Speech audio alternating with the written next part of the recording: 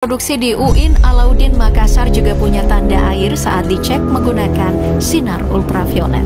Yang lebih parah, karena skala peredarannya sudah sejak 2010 dan diduga bagian jaringan global. Bukan cuma melibatkan pihak kampus, politisi, bahkan ada karyawan bank BUMN yang punya peran membeli dan mengedarkan tanpa harus dicurigai. Tapi yang membuat kita lebih penasaran, bagaimana praktik pemalsuan ini bisa berjalan mulus sejak tahun 2010. Sahabat, kasus baru-baru ini yang terjadi di Sulawesi atau di Makassar adalah kasus pemalsuan uang yang terbesar dalam sejarah. Dikabarkan 745 triliun rupiah uang palsu disita oleh aparat kepolisian. Ini adalah salah satu contoh kekurangan dari mata uang fiat atau kertas, sehingga saatnya kita harus merevolusi sistem keuangan global dengan mata uang digital kripto yang terdesentralisasi. Salah satu contoh negara yang sudah menggunakan sistem keuangan terdesentralisasi, yaitu menggunakan Bitcoin, adalah negara El Salvador. Tetapi tidak semudah itu, Ferguson. Negara kita, negara Republik Indonesia, sangat menghargai rupiah.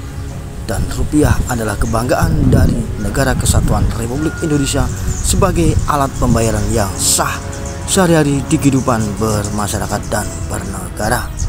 Langkah pemerintah Indonesia saat ini adalah menerbitkan rupiah digital yang kemungkinan bisa meminimalisir pencetakan uang palsu. Apakah negara kita bisa seperti El Salvador menuju kebebasan finansial? Tentunya butuh waktu, sahabat. Rupiah digital diterbitkan dan diedarkan oleh Bank Indonesia selaku bank sentral di negara kita. Tentunya sangatlah berbeda dengan mata uang kripto seperti halnya Bitcoin, Pi Network ataupun Ethereum. Tidak ada yang mengendalikan dan terdesentralisasi, artinya tidak ada otoritas pusat manapun yang mengaturnya. Sebelum kita lanjutkan pembahasan video yang menarik ini tentang perjalanan El Salvador menggunakan sistem terdesentralisasi mata uang kripto Bitcoin, dan perjalanan selanjutnya akan ada sebuah mata uang kripto digital yang akan merevolusi sistem keuangan global. Alangkah baiknya Anda tekan tombol subscribe dan nyalakan loncengnya agar selalu menerima video-video terbaru dari kami.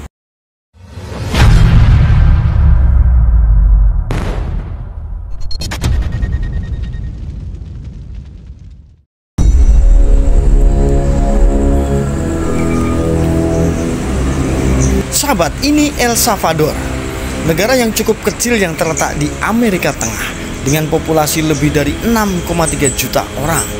Setelah beberapa dekade perang saudara, korupsi, kerusuhan politik, dan kekacauan, El Salvador telah berjuang untuk meningkatkan ekonomi dan kesejahteraan warganya.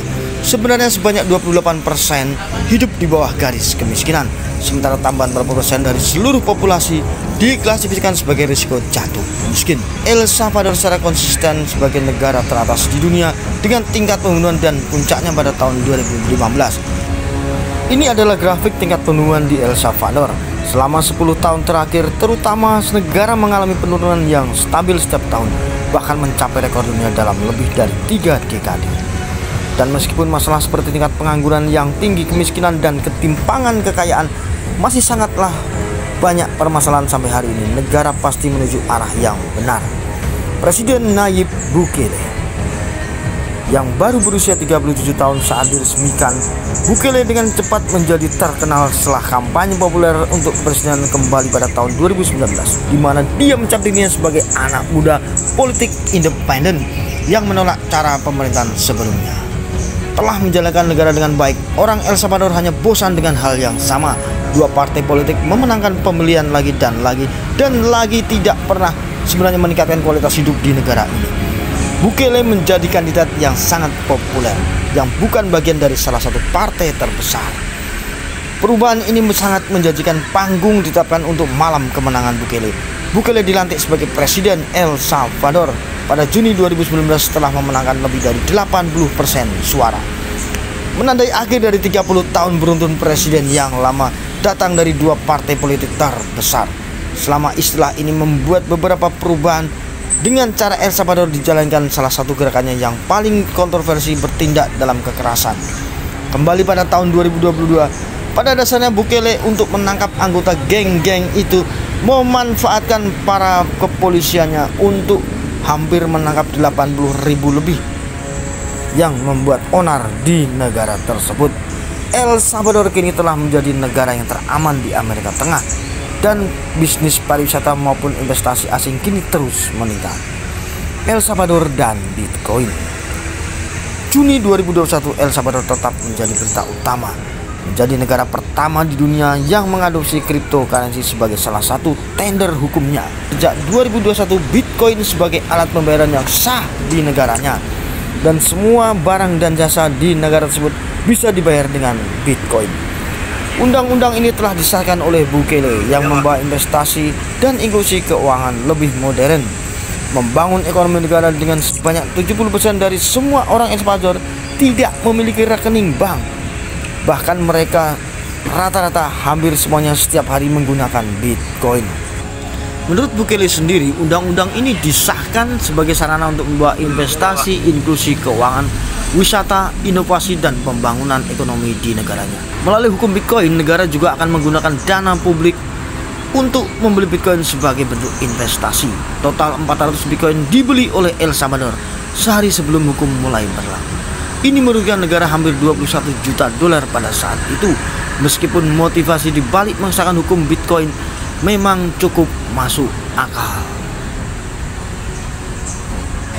Dana Moneter Internasional menuntut El Salvador untuk membalikan adopsi cryptocurrency. Mereka mengatakan bahwa ada risiko besar terkait penggunaan Bitcoin pada stabilitas keuangan, integritas keuangan, dan perlindungan konsumen. Dalam istilah lebih sederhana, cryptocurrency seperti Bitcoin terlalu fluktuatif dan berbahaya dan beresiko besar.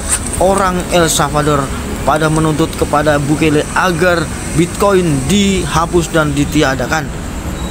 Ketidakpercayaan terhadap adopsi Bitcoin di negara itu, bahkan aplikasi khusus bernama Chivo yang dikembangkan El Salvador untuk adopsi Bitcoin sebagian besar telah digunakan oleh penduduk. Meskipun bonus pendaftaran $30 gratis, terlepas dari semua itu ketidakpastian seputar Bitcoin dan implikasinya di tingkat nasional, Bukele sepertinya tidak takut sama sekali dan mengandalkan impian kriptonya. Sekarang saatnya bicara tentang Bitcoin City.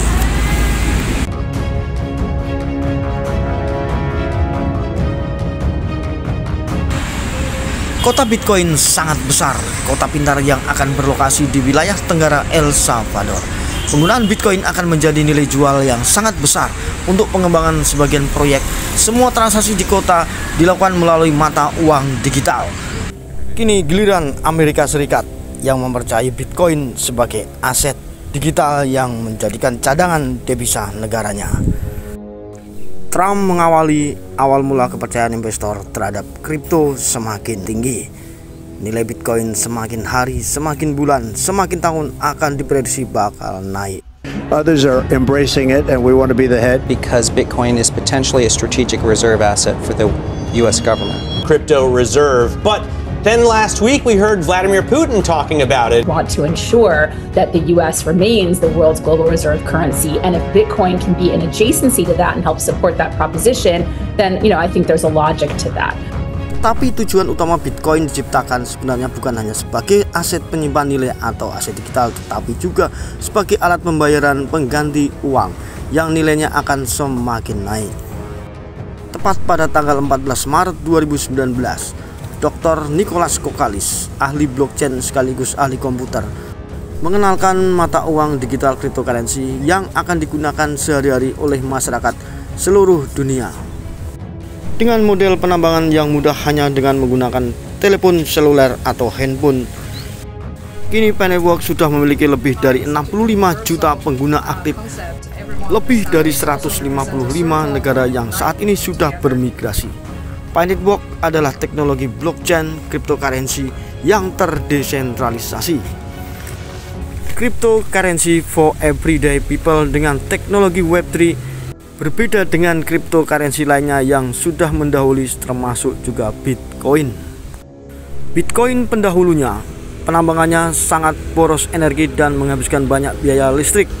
Tetapi dengan Pi Network, seiring waktu berjalan, dalam dekade waktu kurang lebih dari 6 tahun, Pi Network akan segera membuka jaringan utamanya pada kuartal pertama tahun 2025. Ini akan membuat para penambang atau pionir sebutan dari para penambang Pi Network menjadi orang kaya baru.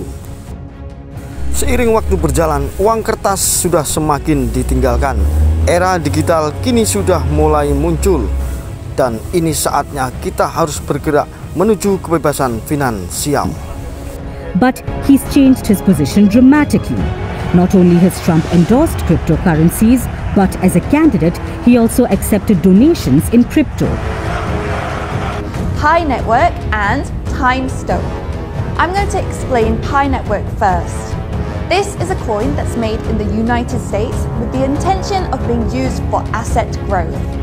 The amount of mining is fixed, which means it will increase in value the more coins you have. 来看看在海宁举办的企业生态高质量发展大会。